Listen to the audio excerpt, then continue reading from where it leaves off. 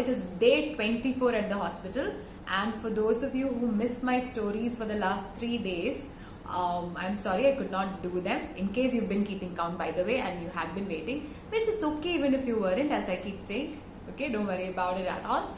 But I was kind of riddled with anxiety and had a few panic attacks for good measure also thrown in the mix of it, right? Because I was told that I might be discharged, yeah.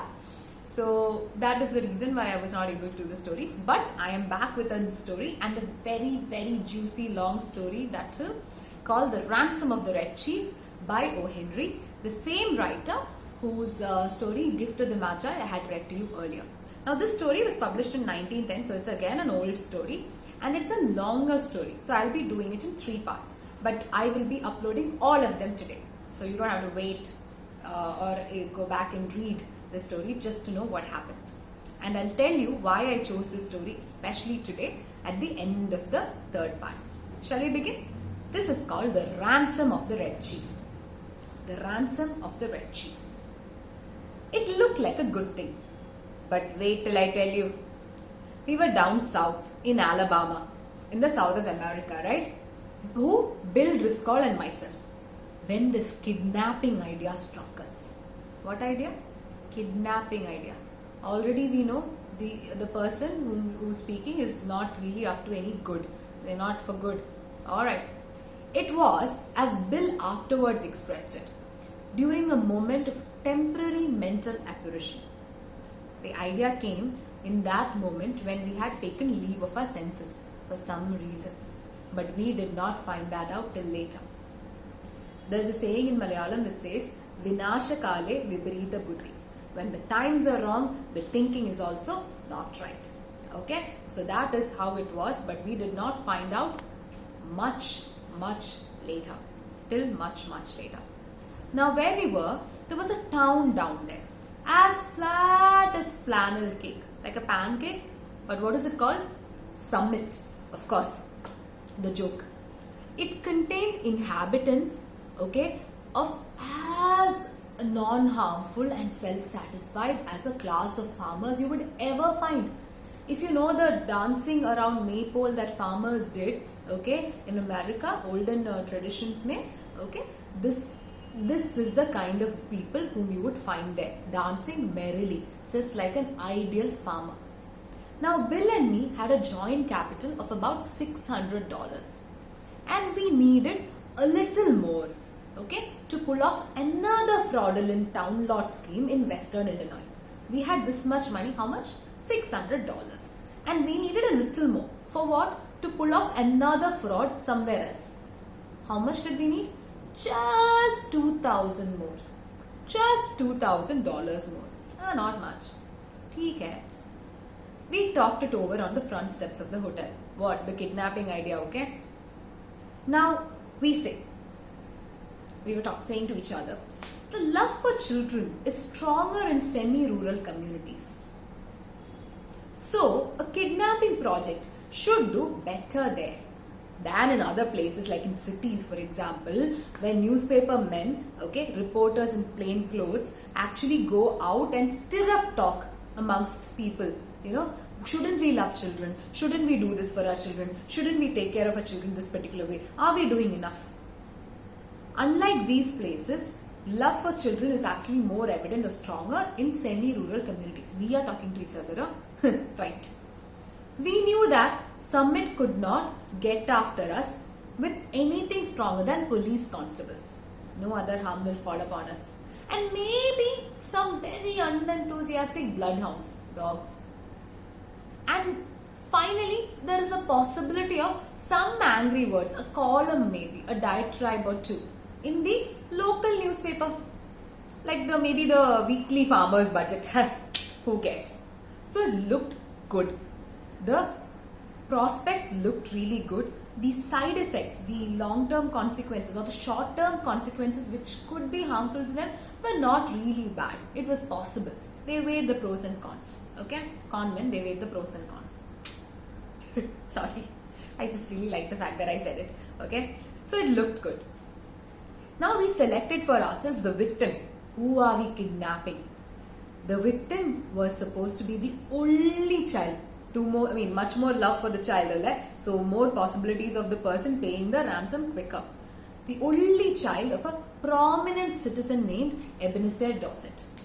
Forget about the pronunciation. It really doesn't matter for the story. His name is mentioned only twice more. So it doesn't matter. The father was a respectable and tight person in the village. His profession was a mortgage financier.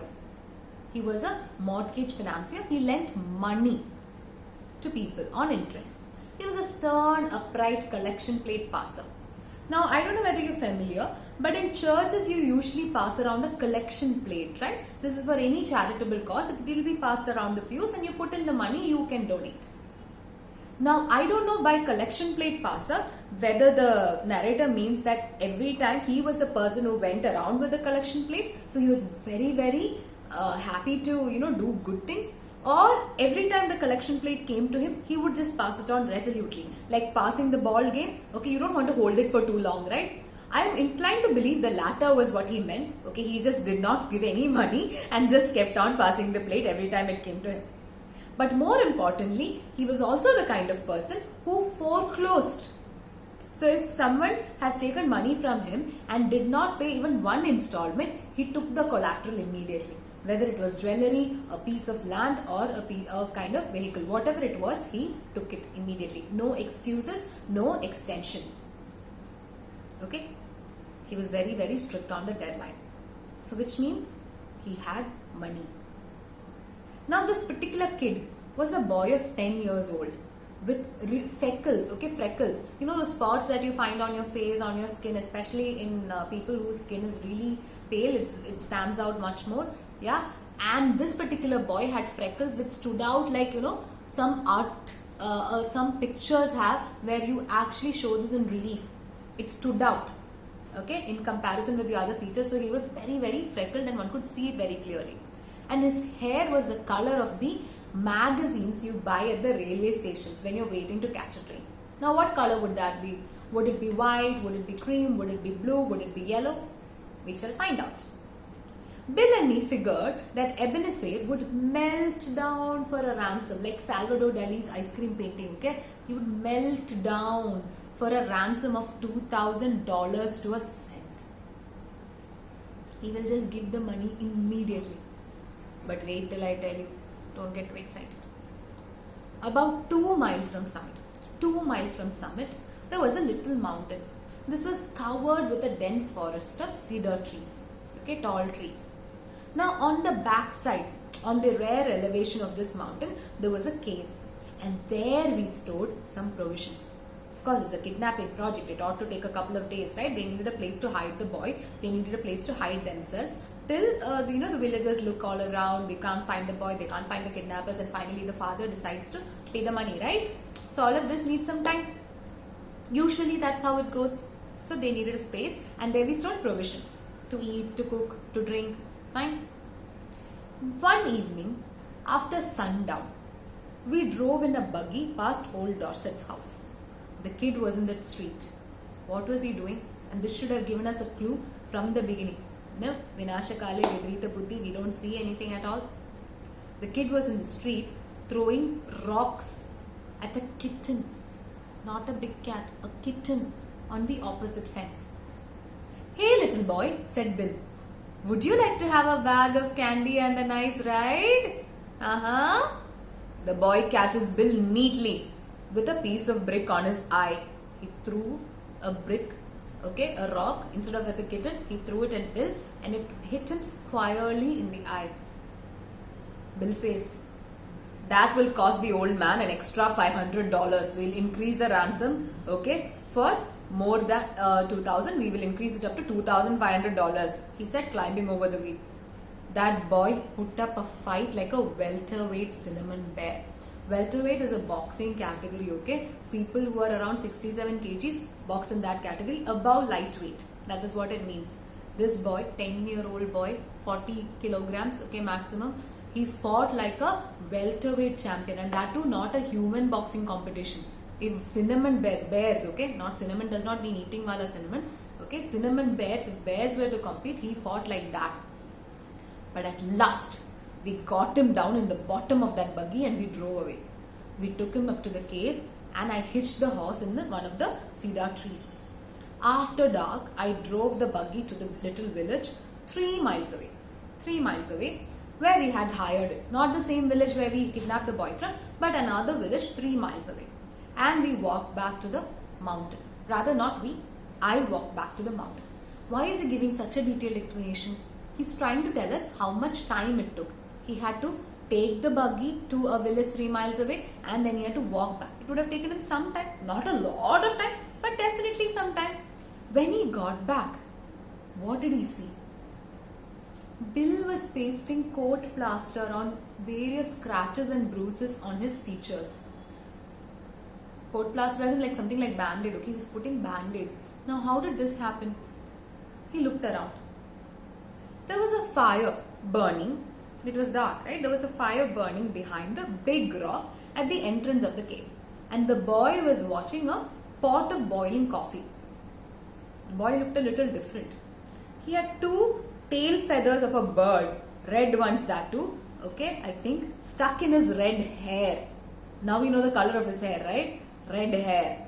And he points a stick at me when I come up and he says, "Ha! Cursed paleface! Do you dare to enter the camp of the Red Chief, the terror of the plains?" Arey, where is all of this coming from? I was a little bewildered and Bill says, "He's alright now."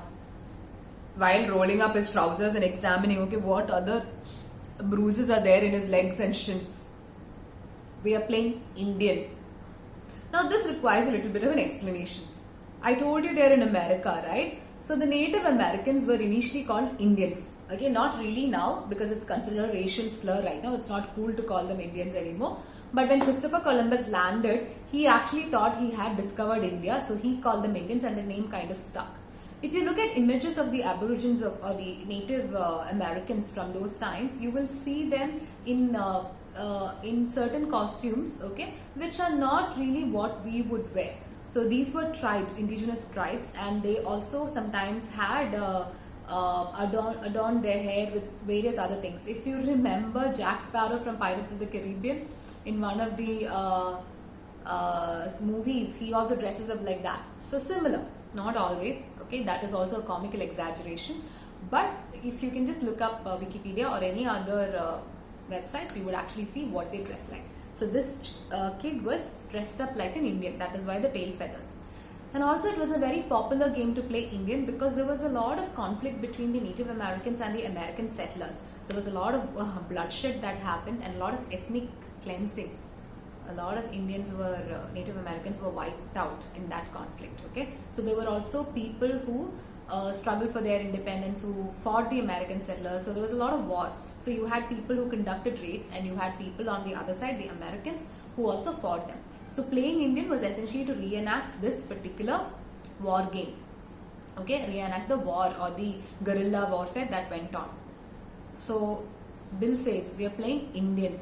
I am Old Hank, the trapper, Red Chief's captive, and I am to be scalped at daybreak. My scalp has to be taken off with a knife. That is a punishment, okay? Killing somebody, but in very creative ways. By Geronimo. This is actual a pirate, a chief, okay? An Indian chief. That kid can kick hard. Oof. Yes, sir. That boy seemed to be having the time of his life. The fun of camping out in a cave had made him forget that he was a captive himself. He immediately christened me Snake Eye, the spy. What punishment do spies get now? From the American camp, okay? Not the Indian camp. And announced that when his braves returned from the warpath, when his followers came back, I was to be broiled, burnt at the stake at the rising of the sun. I've got a different punishment. Then we had supper. And he filled his mouth full of bacon and bread and gravy and began to talk. He made a during dinner speech something like this. I will attempt to imitate. I like this fine. I never camped out before, but I had a pet possum once. I was 9 last birthday. I hate to go to school. Rats ate up 16 of Jimmy Talbot's aunt's speckled hen's eggs. Are there any real Indians in these woods? I want some more gravy. Does the trees moving make the wind blow? We had 5 puppies. What makes your nose so red, Hank? My father has lots of money, huh? Are the stars hot? I whipped Ed Walker twice Saturday. I don't like girls. You don't catch toad unless with a string. Do oxen make any noise? Why are oranges round? Have you got beds to sleep on in this cave? Amos Murray has got 6 toes. 6 toes. A parrot can talk, but a monkey can't, a fish can't. How many does it take to make it 12? Look at the questions, the range of questions, the sheer range, the variety of things he's saying. This is what the kid had. Look at his mind going, Allah. And every few minutes he would remember that he was a pesky redskin, one of the Native Americans. Again, a slur, so we don't use it now. And he would pick up his stick rifle and tiptoe to the mouth of the cave, okay, to rubber for the scouts of the hated paleface, the American settlers. And now and then he would let out a war whoop. Ho! Right? All of that. And that is not a war whoop. I'm just making some sound which I felt was more appropriate to my current demeanor. Alright? Yay! No, that is also not appropriate. We shall come up with another better one soon. But he let out a war whoop. Okay? That made old Hank, Bill, the trapper, shiver. That boy had terrorized Bill from the start. So I say to the kid, Red Chief, would you like to go home? What for? He says, I don't have any fun at home. I hate to go to school. I like to camp out. You won't take me back home again, Snake Eye, will you? Not right away, I said. We will stay here in the cave for a while. All right, he says. That will be fine. I never had so much fun in my life. Such fun, okay? Look at that. We went to bed about 11 o'clock. We spread down some wide blankets and quilts and put Red Chief between us. We weren't afraid he would run away. He kept us awake for 3 hours. 11 o'clock they went to bed. For 3 hours this kid kept them awake. How? Jumping up and reaching for his rifle and screeching, okay? Partner. Okay, he would say part, but it means partner. Partner. Where would he screech? In our ears. Very loudly. He did not get the concept of shh. Okay? Why would he do that? He would fancy that every crackle of a twig or a rustle of a leaf, in his imagination, his very young imagination, he would think it's a stealthy approach of an outlaw band. People are coming to attack him, right? At last, after 3 hours, I fell into a troubled sleep and I dreamt. And what did I dream? I dreamt that I had been kidnapped and chained to a tree by a ferocious pirate with red hair. Now we know who he is dreaming of, right? The Red Chief. Okay, he dreamt that he was kidnapped, not he was doing the kidnapping. He was kidnapped and chained to a tree by a ferocious pirate with red hair. Just at daybreak, okay? The day came. Just at daybreak. It was hardly white. Somewhere there was a pale light streaking on the sky. I was awakened by a series of awful screams from Bill. Awful. They weren't yells or howls or scouts or shouts or whoops or yawps. Not scouts. Shouts or whoops or yawps. Such as you would expect from a manly set of vocal organs. No. They were simply indecent, terrifying, humiliating screams such as women emit or maybe little children emit when they see ghosts or caterpillars. It's an awful thing to hear a strong, desperate, fat man scream without, stopping in a cave at daybreak. Why was he screaming? We shall find out in the next part. Ta-da!